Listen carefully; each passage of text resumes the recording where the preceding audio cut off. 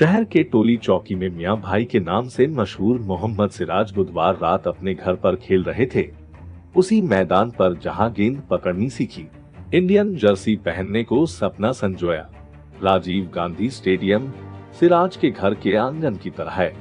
अपने बेटे को चीयर करने पूरा शहर गांव परिवार आया था।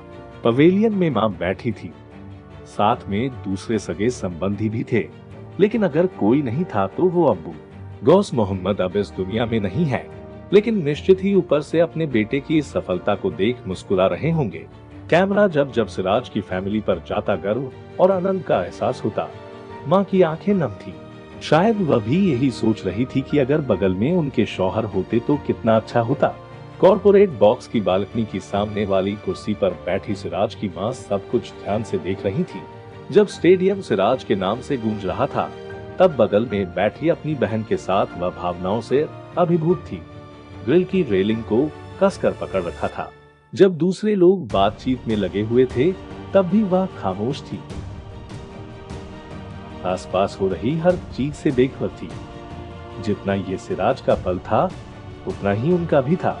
कुछ देर के लिए तो ऐसा लगा कि वह अपनी ही दुनिया में है, जहां सिर्फ बेटा और मां ही आसपास है। वैसे भी अगर भारत मैच जीत पाया तो उसके सबसे बड़े हीरो सिराज ही थे। एक ही ओवर में 2 विकेट लेकर मैच पलटा। 10 ओवर की बॉलिंग में सिर्फ 46 रन देकर 4 सफलता हासिल की। 2 ओवर मेडन भी फेंके। पहले न्यूजीलैंड की शुरुआत खराब की, बाद में अर्धशतक बनाकर खेल रहे मिचेल सेंटन को चलता किया। वैसे मोहम्मद सिराज की इस सफलता के पीछे सबसे बड़ा हाथ उनके पिता का ही तो है। अब्बू से पैसे लेकर अपनी टू व्हीलर बजाज प्लेटिना में 60 रुपए का पेट्रोल डलवाते और प्रैक्टिस में पहुंचते। सिराज इस वक्त इंडिया के प्रीमियर बॉलर्स हैं, जो तीनों फॉर्मेट खेलते हैं। सिराज 2020-21 ऑस्ट्रेलिया दौरे पर थे, तब पिता का इंतकाल हुआ।